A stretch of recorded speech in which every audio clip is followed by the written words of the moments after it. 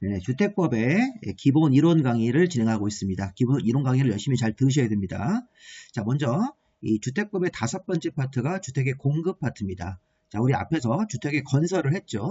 사업계획 승인을 받고 주택을 건설했으면 그것을 이제 분양하는 거, 주택을 분양하거나 또는 임대주택 같은 경우를 임대하는 것을 우리가 공급이라고 하는데, 최근에 이 공급이 문제가 2문제까지 나올 수 있으니까 2파트로 나눠서 내용들을 좀 정리해 보도록 하겠습니다. 첫 번째 파트에서는 주택의 공급에서 입주자 모집 승인이라는 걸 배웁니다. 자, 우리가 앞에서 사업계획 승인이라는 게 있었어요. 주택부에서는 승인이라는 제도가 2가지가 나오는데, 사업계획 승인은 30개 이상 주택을 건설하기 위해서 대지를 확보해가지고 주택 사업을 어떻게 하겠다는 그런 설계 도면 같은 것들을 심사받는 게 사업계획 승인입니다. 자, 사업계획 승인은 주택을 30개 이상을 지을 때 어떤 식으로 지을 건지 설계도를 준비해서 사업계획 승인을 받는 건데, 입주자 모집 승인이라고 하는 것은 견본주택, 쉽게 얘기하면 우리 견본주택 같은 걸 지어서 주택을 분양합니다. 우리나라는 선분양이라는 걸 하죠. 아파트라든가 기타 주택들이 완공되기 전에 미리 견본주택을 지어서 분양을 하는데, 견본주택을 지어서 분양하는 것을 우리가 입주자 모집이라고 합니다. 그래서 입주자를 모집하기 위해서도 별도로 시군구청장한테 승인을 받아야 됩니다. 승인이 2개가지가 있는 거예요. 자, 그 다음에 분양가격 제한이라는 제도. 자, 우리나라에서는 이제 뭐 서민들한테 주택을 분양해주기 위해서 분양가격을 주변 시세보다 낮게 분양하는 제도가 있습니다. 그래서 우리가 분양가격 상한제 이런 말도 하고 분양가 제한이라는 제도를 합니다. 그래서 이거 분양가 상한제 아파트를 받으면 주변 시세보다 싸게 받는 거기 때문에 우리 뭐 뉴스에서는 가끔 뭐 로또 아파트다 뭐 이런 말도 합니다. 그런 것들을 우리 분양가 상한제라고 이해하시면 되겠습니다. 그리고 이제 이번에서 이어지는 개념인데, 분양가 상한제 아파트를 분양을 받으면, 분양가 상한제 주택을 분양받으면 이게 주변 시세보다 싸기 때문에 일정 기간 입주자가 거주할 의무가 있습니다. 근데 이 거주 의무 기간을 채우고 나서 그 이후에 팔아야 되는 것입니다. 그 다음에 공급질서 교란 금지, 주택법에 따라서 주택을 받을 수 있는 증서나 지위를 함부로 양수할 수 없다는 것입니다. 자, 저당권의 설정 제한은 이 건설회사가 아파트를 짓는 과정에서 어떤 지어지는 아파트를 담보로 이 저당권 같은 걸 설정하면 안 된다는 개념인데, 이거는 이제 뒤에 가서 설명 한번 들어보겠습니다. 자, 일단 입주자 모집 승인부터 한번 보도록 하시죠. 자, 일단 공급의 의의가 먼저 나왔는데, 여기서 핵심은 주택을 공급한다는 것은, 지금 보시면 주택이나 복리시설이 상가인데, 이 주택이나 복리시설을 분양하거나 임대하는 것을 말한다 이렇게 되어 있습니다. 자, 이제 공급규칙이라는 게 있어가지고 주택 공급규칙 2조 1항에 보시면, 주택의 공급이라고 하는 것은 주택하고 복리시설 같은 상가를 분양하는 것만을 말한다. 임대는 포함되지 않는다 그러시면 틀립니다. 분양 또는 임대 둘 다 공급이라는 말 쓸 수 있습니다. 그래가지고 분양 아파트 같은 경우는 이 분양하는 행위, 임대 아파트 같은 경우는 임대하는 행위를 우리가 공급이라는 표현을 쓰는 것이죠. 자, 입주자 모집 승인을 보시면, 입주자 모집 승인 대상 일반 공급이라고 해서, 다음의 경우를 제외한 사업주체, 다음의 경우를 제외한 사업주체이기 때문에 다음의 경우를 먼저 봐야 되겠네요.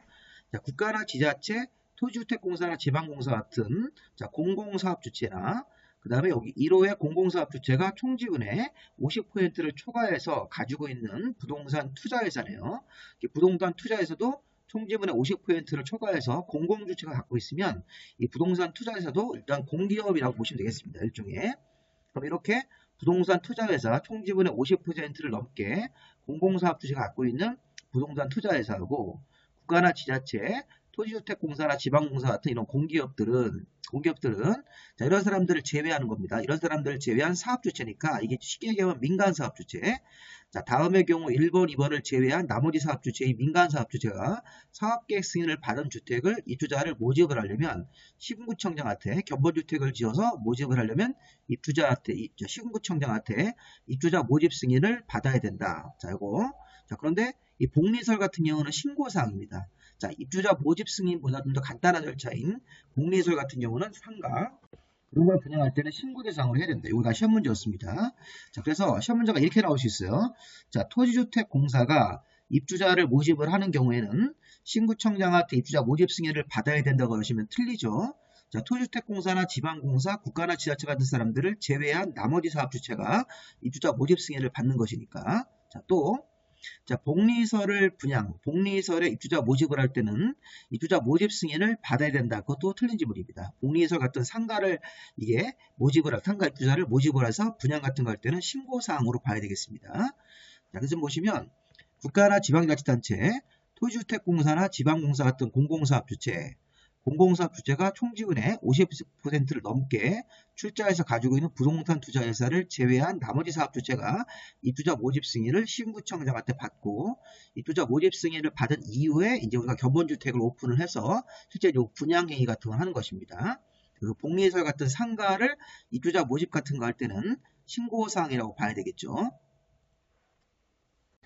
입주자 모집의 시기는 언젠가 볼까요? 자, 입주자 모집 승인 같은 걸 받는 시기는 기본적으로 사업계획 승인을 먼저 받습니다. 자, 우리가 이전 시간에 배운 사업계획 승인이 있었죠. 30개 이상 주택 사업을 할 때, 또는 대지를 10,000제곱미터 이상 조성사업 같은 거 했을 때 사업계획 승인을 받았습니다. 사업계획 승인 받고 착공신고하고 5년 안에 착수니까 요 사이에 우리가 사업계획 승인을 받고 이 착공신고 같은 거하고 착수하기 전에 요 사이에 입주자 모집 승인을 신청하고, 입주자 모집 승인이 나오면 견본주택 같은 걸 오픈을 해서 분양, 청약 같은 걸 받는 것입니다. 이렇게 생각하시면서 사업계획 승인 이후에 입주자 모집 승인 같은 것들이 신청이 들어간다 이렇게 생각하시면 되겠습니다. 승인이 2개 있다는 걸 확인도 하시면서요. 자, 그 다음 우리가 이제 입주자 모집 승인 같은 걸 받을 때, 자, 우리 이제 일순환 교재에는 이런 내용들이 좀 빠졌는데 추가적으로 좀 메모해가면서 보십시오. 자, 이 부분은 마감자재 목록표와 자, 모델하우스 내부를 촬영한 영상물을 시군구청장한테 제출해야 된다. 이게 이제 핵심입니다. 자, 사업주체가 입주자 모집 승인 같은 거를 받으려면 자, 견본주택 같은 걸 지어서 견본주택에 사용된 마감자재의 규격이라든가 성능 같은 것들을 적은 마감자재 목록표와 자, 주택의 내부를 촬영한 영상물을 시군구청장한테 제출을 하고 입주자 모집 승인을 받는 겁니다. 자, 그런데 그럼 이제 입주자 모집 승인 같은 거를 이제 접수를 받을 때 이런 목록표하고 영상물 같은 것들을 시군구청장에 제출을 받으면, 특히 마감자재 목록표는 2년 이상 보관을 해야 되고, 입주자들이 목록표 같은 것들의 열람을 요구하면 시군구청장은 입주자들한테 그것을 공개를 해야 되는 것입니다. 우리 모델하우스 내부에 사용된 마감재가 실제 아파트가 완공됐을 때 그 마감재재랑 같아야 되기 때문에 그런 것들을 확인하기 위해서 자, 마감자재 목록표는 2년 이상 보관을 해야 되고, 입주자가 이 목록표 열람을 요구하는 경우에는 그것을 공개해야 됩니다. 이게 둘 다 시험지문에 나왔던 지문들입니다. 시험지문에 나왔던 지문들은 다시 한번 반복해서 또 나올 수 있으니까 보실 필요가 있겠습니다. 이런 것들도 뭐 1년 이상 보관했다 이런 식으로 바꿀 수 있습니다.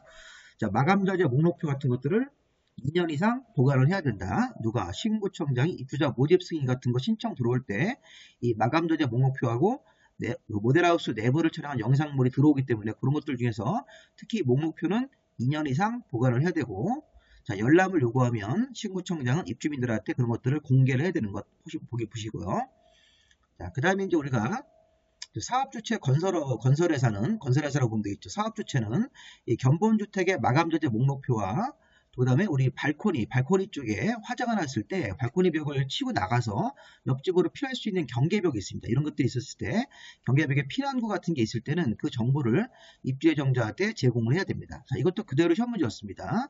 사업주체는 자, 입주자들하고 이제 공급 계약을 체결할 때 이 마감자재 목록표하고 피난구 같은 것들이 발코니에 있었을 때는 그 정보를 입주 예정자한테 제공을 의무적으로 해야 되고, 자, 4번도 시험 문제 한번 나왔었죠. 이게 자, 이게 뭐냐면 자, 마감자재 생산업체가 부도가 났습니다. 부도가 나서 기존 마감자재랑 다르게 시공 같은 걸 하는 경우에는 입주 예정자한테 반드시 알려야 됩니다. 사업주체가 알리고, 자, 기존의 품질보다 이상으로 설치되는 것이죠. 같은 질 이상.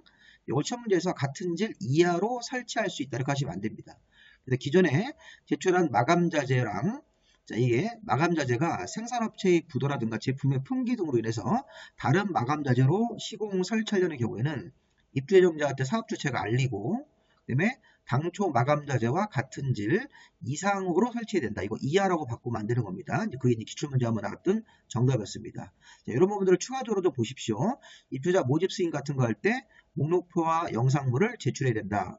이 목록표는 2년 이상 보관을 해야 된다.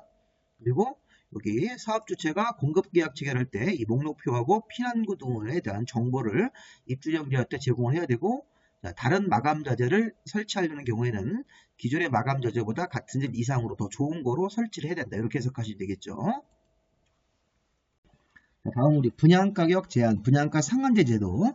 자, 분양가 상한제에서 가장 핵심은 여기 공공택지라는 땅하고 그 밖에 공공택지, 외의택지인 민간택지라도 국토부 장관이 별도로 정하는 지역에서는 자, 일반인들한테 공급하는 공동주택 같은 경우를 주변 시세보다 낮은 가격, 자, 이게 이 조에서 법적으로 계산되는 그런 가격 이하로 싸게 공급을 해야 되는 것입니다.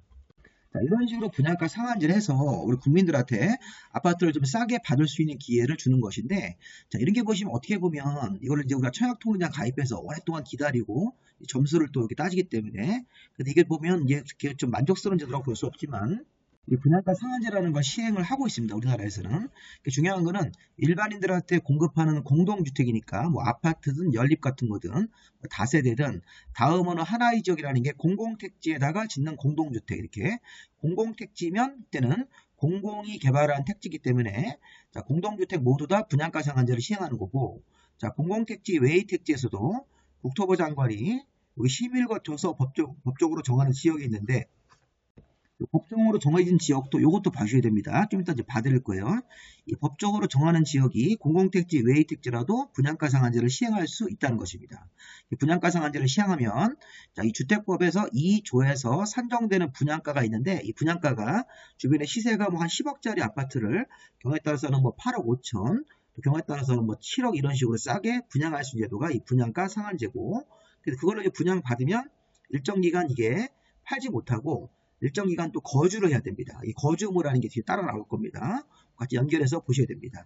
어쨌든 분양가 상한제 이 공동주택은 공공택지에서 짓는 공동주택은 모두 분양가 상한제 시행하는 게 원칙이고, 공공택지 외의택지도 주거정책심의위원회 심의를 거쳐서 국토부 장관이 정하는 법정된 지역이면 분양가 상한제를 시행을 한다는 것입니다. 자, 분양가 상한제 지정 대상. 자, 그것은 뭐냐면 법정된 지역을 말하는 거예요. 자, 공공택지, 외의택지인데 국토부 장관이 주택가격 상승 우려가 있어가지고 심의를 거쳐서 정하는 법정된 지역이 있는데, 이제 그게 뭐냐면 그게 이걸 말하는 겁니다. 요거 1번, 2번, 3번. 자, 요게 그대로 기출문제였습니다. 요즘에는 그대로 띄우고 요 가로 안에 이렇게 요걸 채우는 다음에 여기 들어갈 숫자가 뭐냐, 요거를 시험 문제를 출제를 했으니까 요걸 한번 잘 생각을 해보십시오. 자, 지금 우리는 공공택지, 외의택지도 법정된 지역이면 분양가 상한제를 할 수 있다는 것입니다. 분양가 상한제는 여기 다시 한번 보시면 국토부 장관이 여기 보시니까 주택가격이 급등하거나 급등할 우려가 있는 투기과열지구, 국토부 장관이 공공택지, 외의택지라도 이런 투기과열지구면, 투기과열지구 뒤에 가서 배우실 겁니다. 투기과열지구고 주거정책심의위원회 심의를 거쳐서 공공택지, 외의택지에다가 분양가 상한제를 지정할 수 있는 지역이 있다. 자, 어딘가 봤더니 보시면 자, 그러면 이게 됐네요. 12개월간 아파트 분양가 상승률이 자, 소비자 물가 상승률의 2배를 초과한 적입니다. 자, 지금 분양가 상승률이 물가 상승률보다 2배를 초과했습니다. 이게 1년 12개월간 조사해봤더니, 그래서 우리가 1년 12개월 정도를 조사해봤더니 주택 아파트 분양가 상승률이 소비자 물가 상승률의 2배를 초과한 지역. 그 다음에 자, 보시면 3개월간의 주택 매매 거래량이 전년 동기 대비 20% 이상 증가한 지역도 보시면 이 분양가 상한제를 시행할 수 있는 지역입니다. 그래서 분양가 상한제를 시행하는 직전으로부터 12개월간 2배, 3개월간 주택 매매 거래량이 전년 동기 대비해서 20% 이상, 전년 동기, 예를 들어서 뭐 3월 1, 2, 3개월을 조사해가지고 이렇게 해서 분양가 상한제를 시행하려고 4월달쯤에 지정하는데 그 직전을 1, 2, 3개월을 조사해가지고 전년도 1, 2, 3개월을 또 비교해가지고 주택 매매 거래량이 1년 전보다 20% 이상 증가한 지역들. 자, 그 다음에 자 2개월 정도를 조사해서 주택의 월 평균 청약 경쟁률이 5대1을 초과하거나 국민주택 규모의 청약 경쟁률이 월 평균 모두 10대1, 이 2개월 동안 이 월 평균 두 달 모두 다 10대1을 초과한 지역, 그러니까 2개월 동안 5대1, 10대1을 초과한 지역, 이렇게 간단하게 좀 생각을 하시면 좋겠습니다. 대신 보면 자, 이런 지역들은 어떤 지역입니까? 이런 지역들은 주택에 대한 수요가 많고 주택 가격이 막 급등하고 뭐 이런 지역입니다. 이 분양가 상승률이 물가 상승률의 2배를 초과한 지역 12개월간 3개월을 조사해가지고 전년 동기랑 대비해서 자, 20% 이상 주택 매매 거래량이 막 증가한 지역들, 2개월 정도를 조사해서 주택의 월 평균 청약 경쟁률이 5대1을 초과하거나 그 다음에 국민주택 규모의 주택만 조사해서 월평균으로 청약교 기용률이 이 두 달을 다 조사했더니 10대 1을 초과한 지역. 그래서 요거 10대 1, 5대 1, 뭐 2개월 여기 가로놓기로 해가지고 시험 문제가 출제가 됐습니다. 자, 이 부분에 좀 우리 뭔지 확인을 하셔야 되겠습니다. 이렇게 공부를 했는데 이게 뭔지 모르시면 안 돼요. 이게 바로 앞에서 우리 배웠던 공공택지 외의택지에서 심의를 거쳐서 분양가 상한제를 시행할 수 있는 법정된 지역을 말하는 겁니다. 여기. 그래서 우리 공공택지는 그냥 조건 없이 모두 다 분양가 상한제 시행하는 공동주택으로 봐야 되고, 공공택지 외의택지도 심의를 거쳐서 정하는 법정된 지역이면 그러면 분양가 상한제를 시행할 수 있는 지역이 된다는 것입니다. 그래서 여기 보시면 국토부 장관이 주택가격이 급등하거나 급등할 우려가 있는 지역이면서 투기과열지구로 다음 기준을 충족하면 심의를 거쳐서 공공택지 외의택지에서도 분양가 상한제 적용적으로 정할 수 있다. 그래서 보시면 12개월간 2배 이렇게 3개월간 20% 이렇게만 일단 기억을 먼저 하세요. 중간에 매매거래량이라는 게 있는데 조금 어려우시면 2개월간 5대1, 10대1 이런 식으로. 그리고 이제 보시면 자, 이 내용은 분양가 상한제를 아까 우리 공공택지 외의택지에서 지정하거나 해제하는 절차가 있는데 좀 전에 우리 국토부 장관이 분양가 상한제를 하는 지역들을 정할 수 있으니까 국토부 장관이 분양가 상한제 같은 걸 하는 지역을 지정하는 경우에는 시도지사 의견을 들어야 된다. 그리고 국토교통부 장관이 분양가 상한제 적용적으로 계속 지정할 필요가 없다고 인정을 하면 주거정책심의위원회 심의를 거쳐서 해제를 해야 됩니다. 자, 이거는 지정 사유가 없으면 분양가 상한제를 계속 지정할 필요가 없다고 인정을 하면 심의를 거쳐서 해제를 해야 되는 것이고, 그 다음에 이제 해제 요청을 할 수도 있네요. 시도지사나 시군구청장이 누구에게? 국토부 장관한테 주택가격이 안정이 되었습니다. 이런 이유로 국토부 장관한테 분양가 상한제, 아까 공공택지 외의택지에서 분양가 상한제를 하고 있었는데, 자, 분양가 상한제는 이제 할 필요가 없다. 주택가격이 안정되어서. 그러면 국토부 장관한테 해제 요청을 할 수 있고, 국토부 장관은 해제 요청을 받으면 40일 안에 심의를 거쳐서 해제 여부를 결정을 해야 됩니다. 요즘에는 이런 것까지 문제를 냅니다. 그래서 해제 요청을 분양가 상한제 같은 것들을 하는 제도를 해제해달라 이렇게 요청을 할 수 있습니다. 시도지사나 시군구청장이 주택가격이 안정이 되었으니까 분양가 상한제 하지 말자고. 그리고 국토부 장관한테 해제 요청을 하면 국토부 장관은 40일 안에 주거정책심의위원회 심의를 거쳐서 해제 여부를 결정하도록 되어 있습니다. 이런 내용들을 좀 추가적으로 좀 보시기 바랍니다.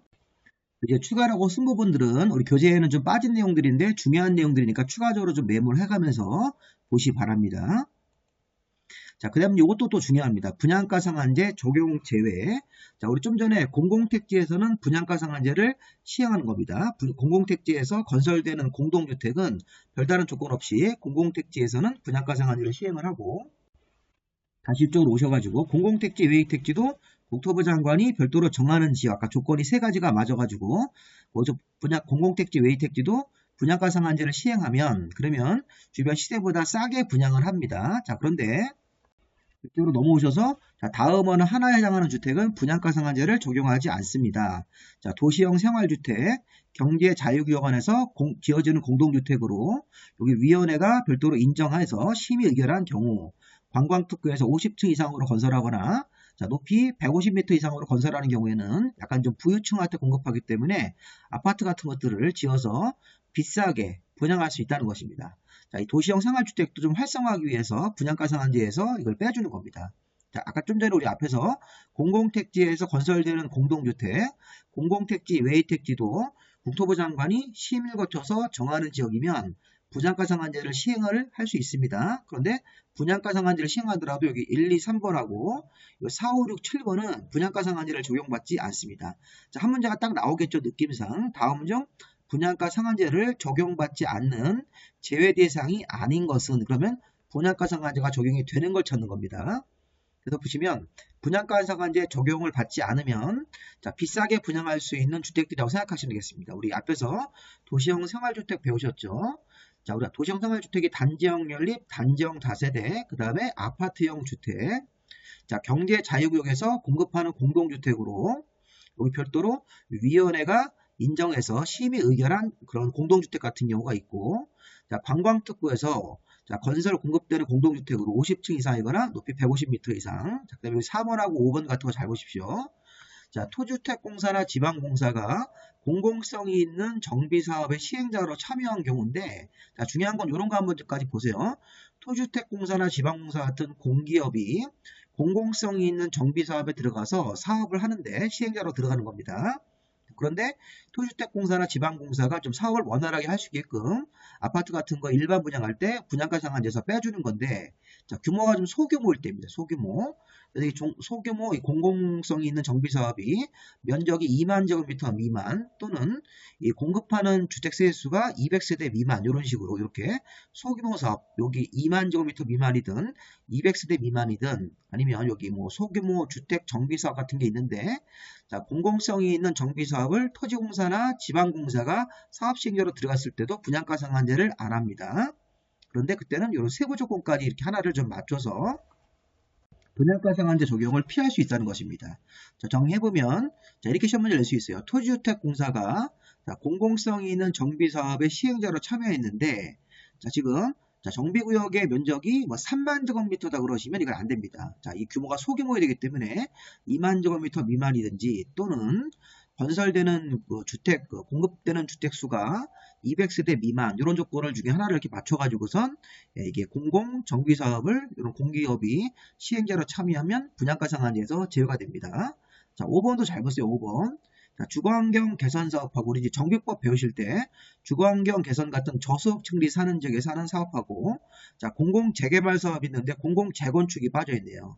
자, 공공 재건축은 분양가 상한제를 적용을 배제할 수 없이 적용을 해야 되는 것입니다. 근데 우리 공공 재개발 사업 같은 거 해가지고 일반 분양을 할 때 주거환경 개선 사업을 하면서 일반 분양할 때 주변에 이제 새 아파트 시세만큼 정상적으로 받을 수가 있다는 것입니다. 사업 주체가. 그 밖에 뭐 혁신지구 재생 사업하고, 자, 도심 공공주택 복합 사업이라는 게 있는데 이건 참고로 보시고 다음 중 시험 문제를 낼 수 있습니다. 자, 분양가 상한제를 시행을 하는 지역에서 분양가 상한제 적용 제외 대상이 있다. 그 중으로 잘못된 거 그러면 이 6가지 도시형생활주택 경제자유구역에서 자, 공급되는 공공주택으로서 별도로 심의 의결한 경우, 자, 문제는 3번 같은 거 관광특구에서 50층 이상 또는 150m 이상 이런 걸 가지고 이제 낼 수 있겠죠. 관광특구에서 건물 총수가 48층이고 그 다음에 건물 높이가 예를 들어서 뭐 120m다 이렇게 나오면 요 기준에 요거 이상이어야 됩니다. 이상이어야지만 분양가 상한제에서 적용해서 빼주는 겁니다. 자, 토주택공사나 지방공사가 자, 공공성이 있는 정비사업의 시행자로 참여했는데 사업 규모가 이렇게 소규모일 때만 해당이 되는 것입니다. 자, 5번에 공공재건축은 들어가시면 안 돼요. 공공재개발하고 주거환경 개선사업 같은 거로 아파트를 일반 분양 같은 거 할 때는 분양가 상한제를 하지 않기 때문에 좀 비싸게 시세만큼 받을 수 있다는 것입니다. 이런 사업을 좀 원활하게 하기 위해서 혁신지구 재생사업 같은 거하고 도심 공공주택 복합사업을 참고로 한번 읽어보시기 바랍니다. 굉장히 중요한 그림입니다. 자, 다음 보시면 분양가 심사위원회라는 게 있습니다. 아까 우리 시군구청장이 입주자 모집 승인 같은 것들을 접수를 받아서 승인을 내주는 관청인데, 시군구청장은 분양가격 제한 같은 거 할 때 분양가격 같은 것들을 정하고 또 분양 원가 같은 것들을 이제 공시하는 제도가 나중에 배우실 건데, 자, 이런 분양가격에 관한 여러 가지 내용들을 심의하기 위해서 분양가 심사위원회를 설치 운영을 해야 됩니다. 자, 언제까지 설치하는 거냐면, 사업계획 승인 신청이 있은 날로부터 20일 안에 분양가 심사위원회를 설치하도록 되어 있습니다. 우리가 이 사업계획 승인 신청이 들어오면 이제 사업 주체가 입주자 모집 승인을 내기 때문에 미리 여기 사업계획 승인 신청이 있으면 20일 이내에 분양가 심사위원회를 설치 운영하도록 되어 있습니다. 자, 주의할 점은 이런 거예요. 시군구청장이 분양가 심사위원회를 설치 운영을 해야 되는데, 다만 사업 주체가 국가나 지방자치단체일 때, 토주택공사나 지방공사의 사업 주체일 때는 분양가 심사위원회를 해당 기관 장이 직접 설치하도록 되어 있습니다. 자, 원래는 시군구청장이 분양가 심사위원회를 설치하는 건데, 사업 주체가 국가나 지자체, 토주택공사나 지방공사면 시군구청장이 설치하는 게 아니라 해당 기관의 장들이 직접 분양가 심사위원회를 설치 운영을 해야 됩니다. 이런 부분도 한번 보시고, 언제까지 설치하는 거냐면 사업계획 승인 신청이 있으면 20일 안에 분양가 심사위원회를 설치 운영을 하도록 되어 있고요. 자, 그 다음에 이제 그 주제가 바뀌어서, 자, 분양가 상한제 주택은 주변 시세보다 싸게 받았으니까 우리 법에 일정 기간 거주할 의무가 있습니다. 이 기간 동안 거주할 의무가 있는데 이것도 이제 중요한 부분으로 보셔야 됩니다. 자, 그래서 우리 핵심은 뭐냐 하면, 자, 분양가 상한제 그런 주택을 분양받은 사람들은 여기 보시면 여기 3년 내 입주를 해야 됩니다. 입주. 자, 입주하는 것도 제한이 있습니다. 이게 보시면 다음어는 하나의 주택 같은 것들의 입주자들은 자, 최초 입주 가능한 날로부터 3년 안에 입주해야 되고 또 입주하고 나서 자, 의무적으로 거주해야 되는 기간이 5년 범위 안에서 별도로 정하는 기간이 있습니다. 여기 보시면 저기 해당 분양가 상한제로 싸게 분양받은 그 분양 가격하고 인근 지역의 주택의 매매 가격 같은 걸 비교해서 그 차이가 클수록 시세 차익이 많이 생길수록 더 오랜 기간 최대 5년, 경우에 따라서는 3년, 경우에 따라서 2년 정도 이렇게 의무적으로 그 지역에 거주를 해야 되는 기간이 있다는 것입니다. 자, 일단 여기 좀 파란색 부분은 자, 이거는 입주를 해야 되는 기간입니다. 그래서 보시면 자, 다음어는 하나에 해당하는 주택은 자, 보시면 사업주체가 수도권에서 분양가 상한제 적용주택, 그 다음에 토지임대부 분양주택이라는 게 우리 앞에서 배웠죠. 이 토지임대 분양주택도 이거 보시면 토지는 빌리고 임대차 계약을 체결하고 주택만 분양받는데 이 분양받을 때 분양가가 굉장히 싸게 분양받기 때문에 이것도 일정 기간 동안 입주해야 되고 그다음에 일정 기간 동안 거주를 해야 됩니다. 자, 두 가지 다시 한번 보세요.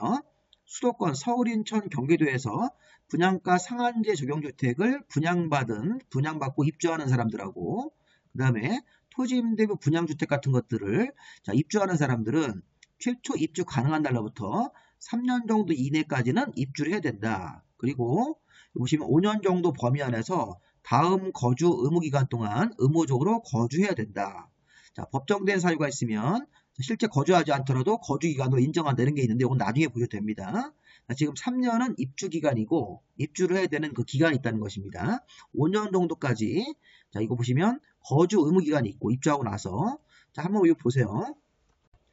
자, 지금 보시면 수도권 내에서 분양가 상한제 적용주택 같은 것들로 싸게 분양받은 사람들은 이 공공택지에서는 여기 5년, 3년이 있고 공공택지 외의택지에서 분양가 상한제로 싸게 받았을 때는 3년 이하라고 되어 있습니다. 자, 토지임대부 분양주택도 굉장히 금액을 저렴하게 분양을 받는데 이것들은 무조건 5년으로 딱 고정이 되어 있습니다. 지금 보시면 가장 긴 게 5년인데 자, 지금 보시면 토지임대부 분양주택은 자, 이 분양가, 건물만 분양가를 내고 분양받고 토지는 이제 우리가 임대차 계약을 체결해서 사업주체랑 운영을 하는 것이죠. 근데 보시면 토지임대부 분양주택은 의무적으로 거주하는 기간이 5년으로 딱 정해져 있고 자, 분양가 상한제 적용주택은 잘 보세요. 공공택지에서 자, 분양가격이 인근 매매가격의 80% 미만 예를 들어서 자, 인근주택 매매가격이 10억 정도 하는데 분양가를 7억 5천에 받은 거 7억 5천에 7억 5천에 받았으면 2억 5천이라는 시세 차익을 지금 갖고 있는 겁니다. 자, 이런 식으로 이렇게 시세 차익이 클 때는 5년간 거주 의무기간이 있고 자, 인근 분양가격이 인근주택 매매가격의 80% 이상 100% 미만 예를 들어서 주변의 인근주택의 매매가격이 10억인데 분양가가 8억 5천에 받았다. 그럼 1억 5천 정도 위에 거는 만약에 7억 5천이면 2억 5천의 차익이 있지만 분양가격이 인근주택 매매가격의 80% 이상 100% 미만 그러면 10억의 인근주택 매매가격이 형성되어 있는데 자, 분양가 상한제로 싸게 분양받은 가격이 8억 5천이다 이렇게 받았을 때는 1억 5천 정도만 차익이 생겼을 때는 3년까지 의무적으로 거주를 해야 됩니다. 자, 그리고 이제 공공택지 외의택지에서도 여기 분양가가 인근주택 매매가격의 80% 미만일 때는 3년, 공공택지 외의택지에서 그 분양가격이 인근주택 매매가격의 80% 이상 100% 미만일 때는 2년이니까 여기 이제 파란색 부분으로 열심히 보셔야 될 것 같습니다. 시험 문제가. 자, 이 부분은 지금 뭡니까? 자, 분양가 상한제로 싸게 주택을 공급받은 사람들은 자, 일정 기간 동안 입주를 해야 되고 일정 기간 동안 거주까지 해야 되는 것입니다. 그래서 보시면 이렇게 입주하고 거주하는 기간이 적용되는 주택은 수도권 내에서 자, 공급하는 분양가 상한제 적용주택하고 장소를 안 따지고 토지임대부 분양주택도 싸게 분양받기 때문에 일정 기간 동안 입주하는데 입주하는 기간이 최초 입주 가능한 날로부터 3년 정도 이내에는 입주를 해야 된다. 입주 가능한 날이 있으면 3년 정도 이내에 토지임대부 분양주택 같은 경우는 입주 가능한 날까지 바로 그냥 입주를 해야 되는 것이고 자, 토지임대부 분양주택이 아닌 나머지 주택은 최초 입주 가능한 날로부터 3년 정도 기간을 줄 테니까 이때까지는 입주를 해라. 자, 그리고 더 중요한 거 요거 자, 여기 분양가격하고 인근주택 매매가격을 비교해서 5년 정도 이내로 정해지는 기간이 있는데 그 기간 동안은 거주를 의무적으로 해야 된다. 거주 의무기간. 여기 보시면 이 수도권에서 분양가 상한제 적용주택으로 공공택지에서 분양가 상한제를 공급받은 사람들은 이 분양가가 인근주택 매매가격의 80% 미만 만약에 이 매매가격이 10억인데 7억 5천 이런 식으로 2억 5천이나 싸게 받은 사람들한테는 5년 자, 분양가액이 인근주택 매매가격의 80% 이상일 때, 100% 미만일 때, 요거 뭐 10억일 때, 이 분양가액이 8억 5천처럼 1억 5천 정도 시세 차익이 좀 덜 생겼을 때는 3년이다. 자, 똑같은 조건으로 공공택지, 외의택지에서 분양가 상한제로 공급받은 사람들한테는 3년, 2년입니다. 거주 기간이. 자, 토지임대 분양주택은 이런 거 없이 그냥 무조건 5년으로 적용을 하게 되어 있습니다. 자, 이거 매입 의무 신청은 뭐냐면 우리 앞에서 이어지는 거예요. 자, 거주 의무자는 거주 의무 이행을 하지 아니하면 주택을 양도, 매매나 증여 같은 거 할 수 없다는 것입니다. 다만 상속은 되시죠, 이런 것들. 자, 지금 아까 우리 거주 의무 기간이 우리 앞에서 이게 5년, 3년, 3년, 2년인데 또는 토지임대부 분양주택은 5년인데 이 기간 동안 거주를 해야 되는데 거주 의무를 이행하지 않고 주택을 양도할 수는 없다. 단, 자, 거주 의무 기간 안에 거주를 이전하려는 경우에는 거주 의무자가 이 토지주택공사한테 또는 뭐 이 사업주체가 공공사업주체일 때는 공공주택 사업자한테 이 토지에 대한 매입을 신청을 해야 됩니다. 원칙적으로 이 거주 의무를 이행하지 않고는 주택을 양도할 수 없지만 어떤 법적인 사유가 있어서 거주 의무 기간 안에 자, 거주를 좀 이전하고 싶다 그러면 이거를 일반 부동산에 내놔서 매매하면 안 되고 이 토지주택공사 아니면 이런 공공사업 주체한테 매입을 신청을 하도록 되어 있습니다. 자, 위의 규정을 위반해가지고 이 주택을 양도해서 일반인들한테 팔아가지고 시세 차이가 챙기면 이게 3년 이하의 징역 3천만 원 이하의 벌금으로 굉장히 세게 처벌하니까 기본적으로 우리가 거주 의무를 어느 정도 살고 나서 그 이후에는 이제 우리가 일반 부동산에서 매매할 수 있는 것입니다. 그래서 거주 의무 기간이라는 게 그래서 중요한 겁니다. 분양가 상한제 같은 거를 분양받은 공급받은 사람들한테는. 자, 그다음 우리 공급질서 교란금지라는 거 넘어가겠습니다. 자, 주택법에서는 일반 청약통장을 써서 아파트를 분양받는 경우도 있지만 자, 이거는 이렇게 생각하시면 돼요. 자, 공급질서 교란금지는 청약통장 없이도 주택을 받을 수 있는 증서나 지위가 5가지가 또 있습니다. 자, 청약통장 없이도 주택을 받을 수 있는 일종의 특별분양인데 자, 다음의 증서가 뭔가요? 지위. 자, 주택조합에서 주택을 공급할 수 있는 지위. 자, 이게 바로 지역이나 직장조합원 지위입니다. 자, 지역이나 직장조합원의 지위는 우리가 이제 프리미엄을 받고 양도나 양수를 중간에 알선하거나 광고 이런 거 하시면 안 됩니다. 자, 그 다음에 주택 상환사채 우리 앞에서 배웠죠. 토지주택공사하고 자본금 5억 정도 이상 되는 등록사업자가 돈이 필요할 때 주택상환사채를 발행을 할 수 있다. 그럼 이 채권을 산 채권자는 이거를 부득이한 사유가 아니고는 양도, 양수 같은 것들이 안 되는 것입니다. 자, 입주자 저축 증서라는 우리 주택청약 종합저축 같은 그 통장 자체를 양도, 양수하시면 안 됩니다. 그리고 자, 신구청장이 무허가 건물을 강제 철거하면서 확인서를 줍니다. 또는 건축물을 철거하면서 철거 증명서라는 걸 주면 이 증명서나 확인서를 가지고 강제로 이렇게 무허가 건물을 철거당한 사람한테 주택을 받을 수 있는 증서로 인정을 하는 겁니다.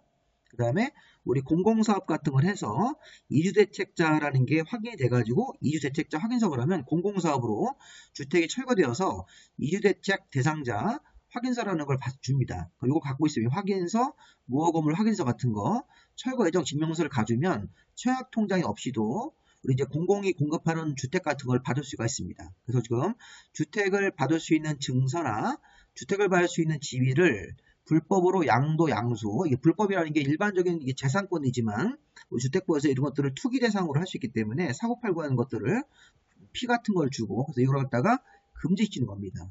자, 어쨌든 다음의 정서를 양도, 양수하거나 알선, 광고해서는 안 된다. 그러면 이걸 투기행위, 공급질서 교란금지로 봅니다. 물론 이제 이 증서나 지위를 저당 잡히고 돈 빌려 쓰는 거하고 상속 같은 경우는 제외입니다. 자, 위반 시 제재. 자, 양도, 양수 같은 것들을 원래 금지했는데 이걸 위반해가지고 우리가 이제 어떤 돈을 벌기 위해서 불법으로 양도, 양수 같은 걸 하시면 기본적으로 국토부 장관하고 사업 주체가 다음은 하나에 해당하는 자에 대해서 자, 공급 지위 자체를 무효로 하거나 이미 체결된 계약을 취소를 해야 됩니다. 의무적으로. 자, 이 의무조항으로 바뀌었습니다. 옛날에 이게 할 수 있다는데 지금 의무로 바뀌었습니다. 자, 그래서 1번 규정을 위반해가지고 우리 앞에 1번 자, 주택 상환사채라든가 주택조합원의 지위, 입주자 저축 증서, 이런 확인서라든가 증명서를 자, 법적으로 불가피한 사유 같은 게 있습니다. 이게 뭐 해외로 이민 가는 거 이런 거 불가피한 사유가 아닌 다른 목적, 우리가 돈을 벌기 위한 목적으로 양도, 양수하거나 알선, 광고 같은 거 했을 때 이런 양도, 양수인에 대해서 자, 불법으로 위반해가지고 증서를, 지위를 양도, 양수하면 둘 다 공급받을 수 있는 지위를 무효로 하거나 이미 계약을 체결했을 때는 계약을 취소를 해야 된다. 의무적으로. 자, 또 어떤 제재가 있습니까? 환매도 할 수 있습니다. 사업주체가 1호를 위반해서 양도 양수한 제에 대해서 법정된 주택가격을 지급을 한 날에 다시 사업주체가 그 주택을 취득한 것으로 보고 다시 뺏어올 수 있다는 것입니다. 주택에 대한 소유권을. 자, 그 다음에 퇴계명령도 할 수 있죠. 불법으로 이렇게 양도 양수한 사람이 현재 입주를 하고 있더라도 자, 사업주체가 매수인한테 주택가격을 지급을 하면 또는 법원에 공탁 같은 걸 하면 자, 기간을 정해서 퇴거 같은 것들을 명령할 수도 있습니다. 그리고 마지막으로 이제 중요한 게 처벌조항이죠. 자, 공급질서 교란금지를 위반해서 양도 양수하거나 알선 광고한 사람에 대해서는 3년 이하의 징역 3천만 원 이하의 벌금인데 다만 위반 행위를 해서 얻은 이 시세 차익이 3배가 3천만 원 초과하면 그 3배 당하는 벌금이 될 수 있습니다. 만약에 얻은 이익이 2천만 원이다. 2천만 원에 3배 그러면 6천만 원이니까 6천만 원이 3천만 원. 여기서 3천만 원보다 초과할 때는 그 3배까지 벌금을 부과할 수 있으니까 그런 것들을 이렇게 우리가 굉장히 강력하게 처벌하도록 되어 있습니다. 그래서 그 얻은 이익 자체가 2천만 원이면 거기 3배까지 벌금형을 부과하는 경우도 있다는 것이죠. 자, 마지막으로 저당권 설정 제한을 보는 건데 저당권 설정 제한은 사업주체가 자, 입주자 모집 승인 신청일로부터 소유권 이전 등기 신청 가능한 날 이후 60일까지는 분양받은 사람들의 동의 없이 다음의 행위를 해서 안 된다. 자, 이게 무슨 얘기냐면 사업주체 건설회사가 입주자 모집 같은 거 승인 신청을 해가지고 아파트를 이제 짓기 시작합니다. 자, 견본주택 같은 걸 우리가 오픈하기 위해서 입주자 모집 승인 신청이라는 걸 하고 아파트를 건설에 들어가서 새 아파트를 완공한 다음에 소유권 이전 등기를 분양받은 사람들한테 해줄 건데 이전 등기 신청 가능한 날 60일까지는 분양받는 사람들의 동의 없이 다음 행위해서는 안 된다. 짓고 있는 아파트나 지어지고 있는 땅을 담보로 해서 저당권 같은 담보물권을 설정한다든가 사업주체가 자, 아파트가 지어지고 있는데 그 건물하고 그 땅을 담보로 담보물권 설정 같은 거 하시면 안 되고 또 전세권이나 지상권이라든가 임차권 같은 것들을 설정하면 안 됩니다. 그럼 분양받은 사람들이 피해보기 때문에 이중으로 매매할 수 없습니다. 자, 이게 무슨 말인가 이 그림을 한번 보세요. 자, 우리 그림을 봤을 때 자, 건설회사가 아파트를 지금 짓고 있는 겁니다. 그러면 그 짓고 있는 건물 부분하고 토지를 담보로 저당권 같은 거 설정하면 누가 피해봅니까? 자, 사업주체가 돈이 필요하니까 이 저당권을 설정을 하는 겁니다. 짓고 있는 아파트를. 근데 그 아파트는 이미 다 분양이 된 거예요. 선분양이. 그래서 보시면 나중에 이제 입주자들이 피해볼 수 있으니까 이거 보세요. 이 기산점을 한번 잘 봐야 됩니다. 자, 사업계획 승인 신청을 먼저 해서 사업계획 승인을 받고 나서 그 다음 입주자 모집 승인 신청, 여기가 출발점입니다. 자, 입주자 모집, 모델하우스 오픈하기 위해서 사업계획 승인 같은 거 신청하고 사업계획 승인이 나오고 나서 그 이후에 자, 모델하우스에서 입주자를 모집하기 위해서 입주자 모집 승인 신청일로부터 언제까지입니까? 쭉 하셔가지고 자, 입주자 모집 승인을 받고 아파트가 다 이게 이제 견본주택이 오픈을 해서 청약이 됩니다. 청약. 그런 다음에 계약금이 막 들어오죠. 그리고 이제 중도금 같은 게 들어오고 나머지 잔금이 들어오고 나서 이때쯤 되면 이제 아파트가 거의 다 건설이 되는 겁니다. 이렇게 착공을 해서 건설이 되고 자, 소유권 이전 등기 신청 가능한 날로부터 60일까지입니다. 60일. 자, 보시면 다시 한번 이거 보세요. 자, 입주자 모집 승인 신청일로부터 이렇게 쭉 해가지고 기간을 잡습니다. 그러면 입주자 모집 승인 같은 거 나오면 견본주택에서 청약을 하고 자, 건설회사에게 계약금, 중도금이 막 들어오고 잔금이 들어올 쯤 되면 아파트가 거의 다 완공이 됩니다. 그래서 그렇게 되고 나면 아파트가 완공됐을 때 그 아파트에 대한 소유권 보존 등기는 사업주체가 자기 앞으로 하고 나중에 입주자들한테 이전 등기를 해주는 겁니다.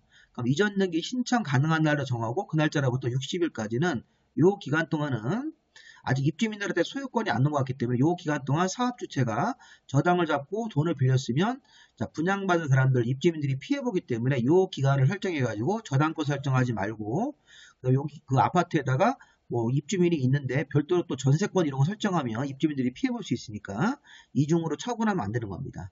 출발점을 잘 보세요.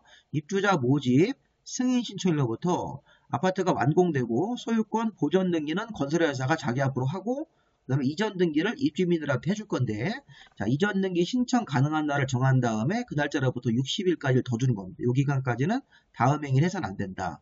자, 조심할 거는 주택조합이 사업주체일 때는 이 사업계획 승인 신청일로 기산점이 바뀝니다. 여기 보시면 이 주택조합이 사업주체일 때는 입주자 모집 승인 신청이 아니라 조금 더 빠르게 요 앞으로 땡겨와서 여기서부터 계산해가지고 60일까지는 주택조합이 사업주를 칠 때는 요 기간 동안 저당권 같은 거 설정하고 입주민들한테 피해주고 그러면 안 된다는 것입니다. 자, 이 규정을 위반했을 때는 처벌조항이 2년 이하의 징 2천만 원 벌금입니다. 아까 우리 공급질소 교란금지 같은 걸 위반했을 때는 3년 이하의 징역 3천만 원 벌금이고 얻은 이익의 3배가 3천을 초과하면 그 3배 금액으로 벌금 부과하는 게 있었는데 이 저당권 설정 제한은 요거는 투기는 아니겠고 건설회사가 입주민들한테 피해주는 행위이기 때문에 요거는 2년 이하의 징역 2천만 원 이하의 벌금으로 처벌합니다. 자, 그리고 이제 아까 저당권 설정이 안 되지만 대신 중도금 대출 같은 저당은 가능하다는 겁니다. 이번 지문이. 아까 요 기간 동안 건설회사가 자기가 쓰기 위한 저당권 설정 같은 건 안 되는 것이죠. 여기 짓고 있는 동안 아파트 대지하고 그 아파트 건물 부분이 사업 주체의 소유로 되어 있기 때문에 이런 짓을 하는 겁니다. 자, 그런데 문제는 뭐냐면 요 기간이라도 자, 건설회사 사업 주체가 돈을 빌려 쓰는 저당은 안 되지만 입주민들이 중도금 대출을 받기 위해서 여기 보시면 입주자한테 주택 구입 자금의 일부 융자가 중도금 대출입니다. 중도금 대출을 위해서 금융기관으로부터 융자 받는 경우에는 저당권 설정이 가능하다. 이거는 사업 주체를 위한 저당이 아니라 입주민들을 위한 저당이기 때문에 그런 거 한번 잘 생각을 하고 이거 이해를 좀 하셔야 됩니다. 이해를 못 하시면 굉장히 어려운 파트입니다. 이 파트가. 자, 위반했을 때는 2년 이하의 징역 2천만 원 이하의 벌금으로 처벌하고요. 자, 여기까지 우리 마무리하고 이 주택의 이제 공급 2에서 투기과열지구 조정 대상적 이런 거를 하고 보시고 이런 것들 보시면 이제 주택법이 완강이 되는 것입니다. 자, 주택법 어려운 부분이지만 잘 보시고 나중에 기출 문제랑 이렇게 연결을 해서 다시 한번 연습을 해보셔야 됩니다. 여기까지 마무리하겠습니다. 수고 많이 하셨습니다. 구독 좀 부탁드리겠습니다.